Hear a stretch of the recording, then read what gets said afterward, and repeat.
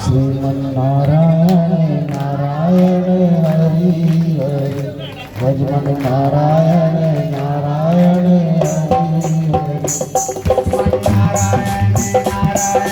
हरि हरि नारायण नारायण हरे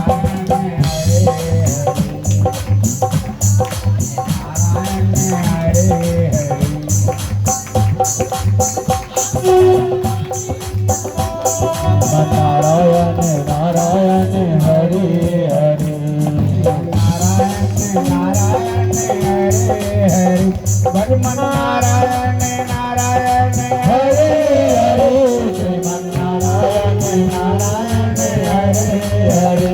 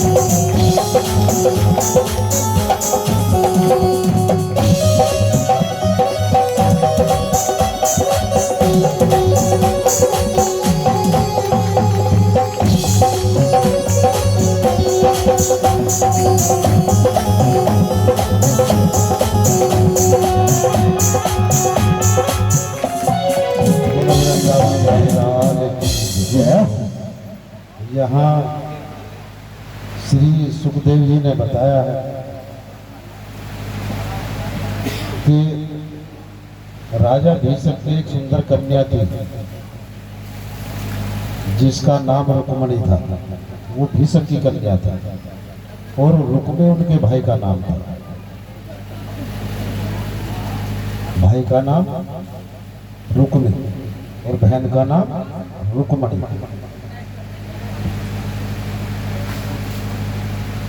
बोलो वृंदावन बिहारी लाल की जय। वहाँ रुक्मी अपनी बहन का विवाह शिशुपाल के साथ कराना चाहता था जो कन्हैया जी की बुआ के लड़के थे।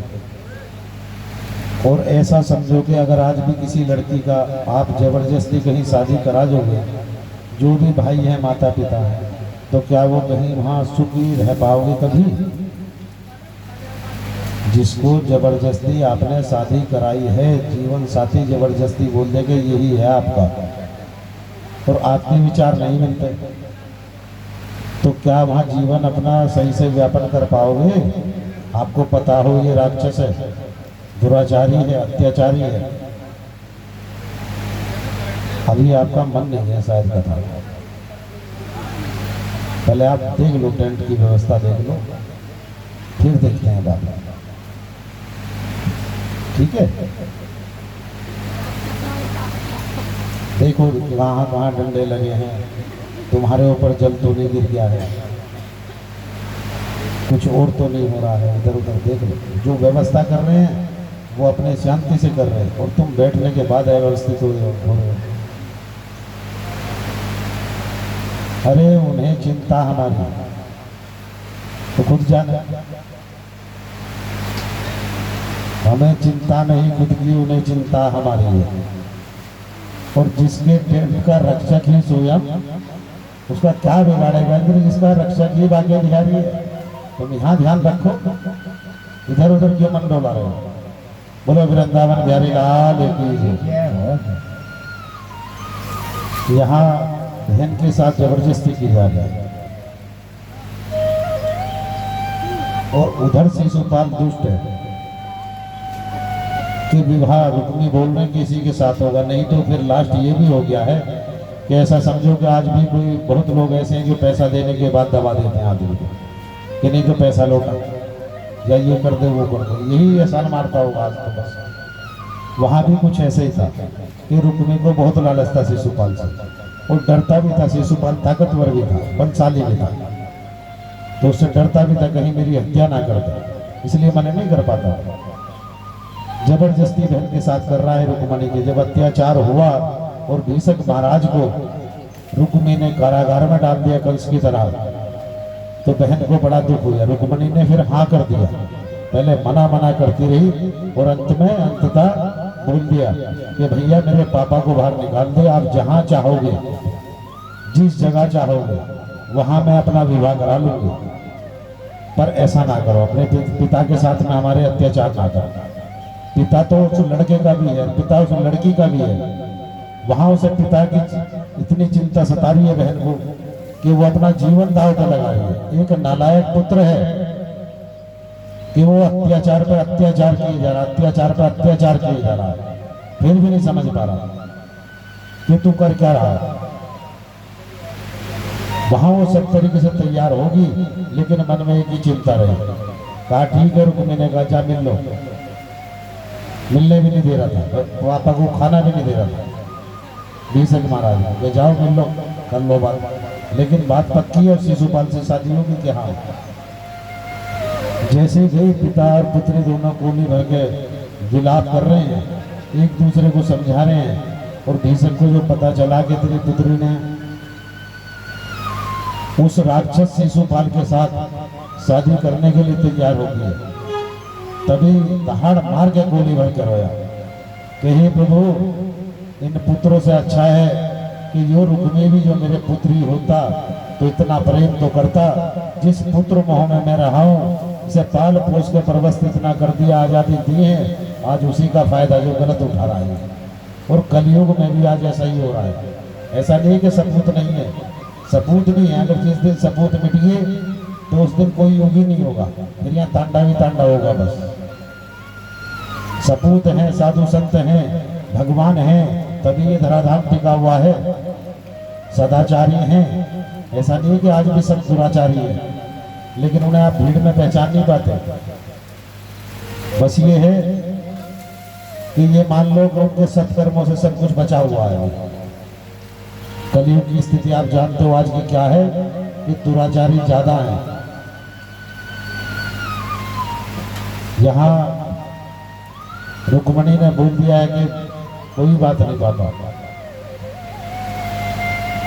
कम से कम आप तो मुक्त हो गए, मेरी चिंता ना करो, मेरे मालिक ये है, बंसी वाला है। चल बेटा, भगवान सबके मालिक है। जैसे ही बाहर आए, रुक्मणी ने एक ब्राह्मण से कहा, एक पत्र लिखा कन्हैया जी को, और उसने लिख दिया अपना सारा। लास्ट में ये लिख दिया कि मैं तुमसे अत्यंत प्रेम करता हूँ, जबकि एक दूसरे को देखा नहीं है कभी। रुक्मणी नहीं जानते कन्हैया जी कौन है, कैसे हैं, कैसे दिखते हैं, बस सुना ही है उनके बारे में कि इतने श्याम सुंदर हैं, ऐसे हैं, और नंद के लल्ला है, वहाँ जन्मे थे, इसी तरह गोकुल में है। सुना ही सुना है, सब जानते नहीं है। उधर कन्हैया जी ने कभी नहीं देखा रुक्मणी को, कैसी है, कौन है, कितनी सुंदर है, क्योंकि भगवान कभी किसी का रंग रूप नहीं देखते, वो भक्ति देखते हैं बस। भक्ति है तो तू मेरा है, और भक्ति नहीं है तो तू मेरे किसी काम का नहीं है, बेकार है, तो तू बेकार है। ये जो इतना अहंकार उठाए फिरता है, मेरा मेरा मेरा, ज्यादातर आजकल आप देख रहे होंगे माताओं के अंदर एक प्रेम बहुत उमड़ता है बचपन में, बेटियों को प्रेम नहीं कर पाती हैं और पेटों की ऐसे गोली बढ़ती है कि जिसे सारे जहां की दौलत से मिल गई। अरे अगर इतना तुमने उससे प्रेम कर लिया है, भगवान को भूल गए हो, तो ये समझना कि सारे जहां का नरक तुम्हारे हिस्से में आ गया है, क्योंकि तुम स्वयं ब्रह्म को भूल गए। हम ये नहीं बोल रहे कि बच्चों को प्रेम ना करो, अधिक से अधिक प्रेम करो, लेकिन नाजायज नहीं। गलत बात का शुरू में ही विरोध कर दो, बुरा लगे 20 बार लग जाए बेटा, लेकिन गलत चीज गलत है। आज बोल सकता है तुम्हारे से उठाई कि तुमने क्या कह दिया मम्मी, लेकिन अगर बाद में उसे रोकोगे तो फिर उसके पास शब्द हैं, वो ऐसे बाण मारेगा तुम अपने आप को बचा नहीं पाओगे। जब कल अपने पिता को वो कष्ट दे रहा था और माता उसकी हेल्प कर रही थी, सब तरीके से ये सोच रही थी कि से हाँ सही है, इसका ट्रीटमेंट हो रहा है, ये हो रहा वो हो रहा, बड़ी खुश थी वो।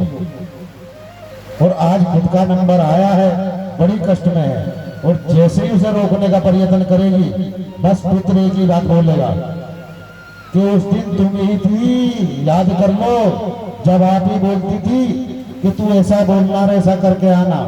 आज तुम्हारे साथ हुआ दुख हुआ, वो शायद ये शब्द तो नहीं बोल पाएगा कि तुम्हारे साथ हुआ दुख हुआ, पर उसे स्वयं याद आ जाएगा सब कुछ कि जो कल बीज बोया था वो मुझे आज इतने दिन बाद काटना पड़ा। जिस बीज को आज डाल रहे हो वो आज ही बड़ा होकर आपको तुरंत फल नहीं देगा। लोग बाग एक पौधा लगाकर 10-10, 20-20 साल उसके सहारे आस में गुजार दें, कल बड़ा होगा, आम लगेंगे, अमरूद का है तो अमरूद लगेंगे, सेब का है तो सेब लगेंगे, नहीं इसकी सेवा करूंगा। तुम वहां निस्वार्थ भाव से सेवा कर रहे हो एक वृक्ष की।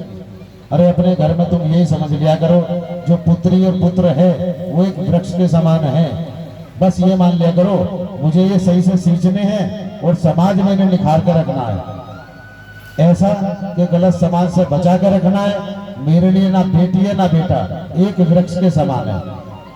अगर मैं एक लोटा जल इसे दूंगी तो एक लोटा जल इसे भी दूंगी। एक गिलास दूध अगर इसे दिया है और मेरी बेटी को आवश्यकता है तो बेटी को भी साथ दूंगी, ले बेटा पी ले।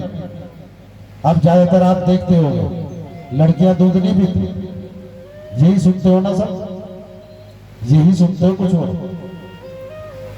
जिस बेटी से बात करोगे नहीं मैं दूध पीती नहीं, मुझे दूध में से गंध आ रही है, वो आपको ये नहीं दिखा रही है कि मैं इतनी बड़ी हूं इस वजह से नहीं पी सकती, बस वो अंदर का जो उसका है वो प्रयत्न कर रही है कि मेरे माता पिता ने मुझे बचपन में दूध नहीं पिलाया भाई के साथ, अगर पिलाया होता तो जैसे आज हरियाणा की लड़की पहलवानी में जा रही है, मैं दूध पी पी के शायद भैया के बराबर ही होता, लेकिन जब पिया ही नहीं है मैंने तो मुझे बदबू तो आनी ही आनी है, मैंने कभी पिया नहीं।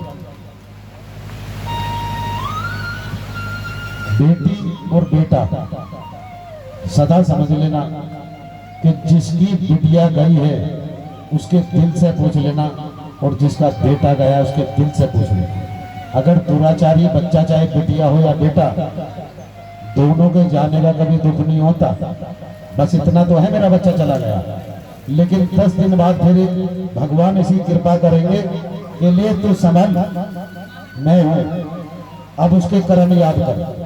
जब चारपाई पे बैठ के कर्म याद आएंगे या चेयर पे, उस समय एक बात जरूर सोचेंगे कि हाँ इस टाइम आया करता था, नशे में धुत, गेट खोला, उसे अपनी सुधनी रहती थी, सीधा घुसते बहन को भी गाली और माँ को भी गाली और मुझे भी गाली, कभी कुछ करना कभी कुछ करना, कभी पड़ोस में जाकर विवाद करना, कभी जेल में जाना और कभी थाने में पड़ा रहना। ठीक रहे ऐसे तो चला गया, एक ही बार रो ली मैं तो, बाद में ये शब्द निकलते हैं ना कि एक ही बार रो ली मैं तो। बुरे का अंत और बुराई का अंत इसी तरह होता है। वहां नारायण स्वयं उसके साथ है। दुख का साथी भगवान ही है, कोई मनुष्य नहीं है। तुम्हारा साया भी दुख में साथ छोड़ देगा, लेकिन परमपिता परमेश्वर कभी आपका साथ नहीं छोड़ते। जब तक आप धराधाम पे हो और आपके श्वास चल रही हैं, तो समझ लेना कि भगवान हैं, ब्रह्म हैं, तो हमें सांसारी है।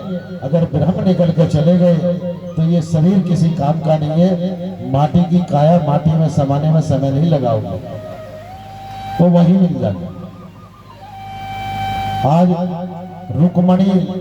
रुक्मिणी को लाख समझाने का प्रयत्न कर रही है, और जैसे ही संदेशा पहुंचा है कन्हैया जी के हाथ में आया है।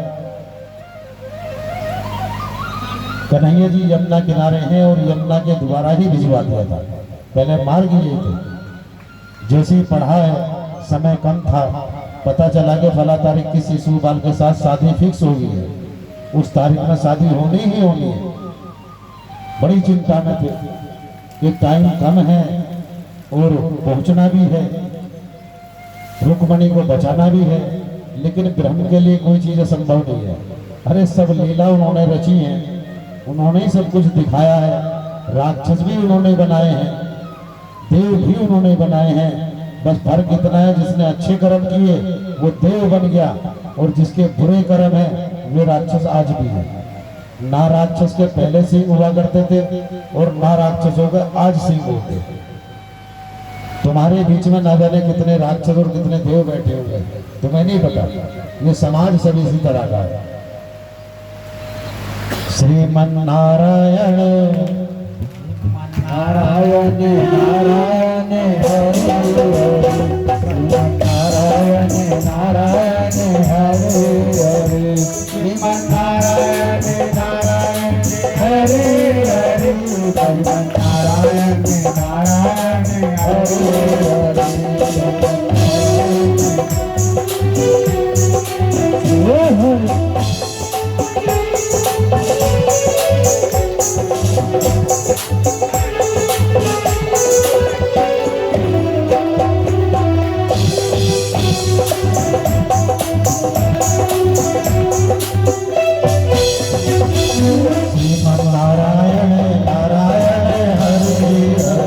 भगवान नारायण नारायण हरे हरे, श्रीमन नारायण नारायण हरे हरे, भगवान नारायण नारायण हरे हरे।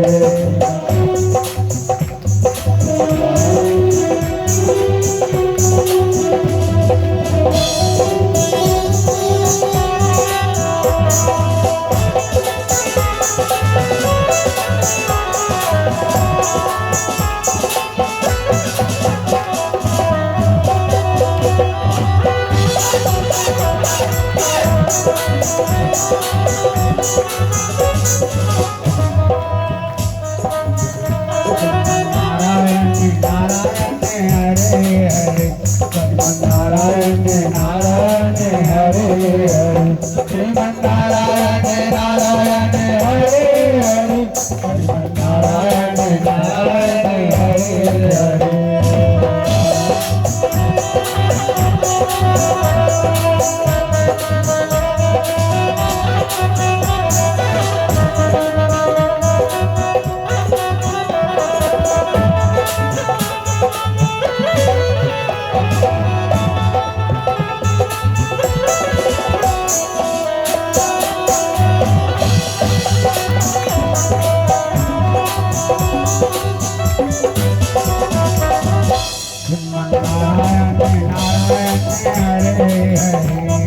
नारायण नारायण हरे हरे, श्रीमन नारायण नारायण हरे हरे, श्रीमन नारायण नारायण हरे हरे।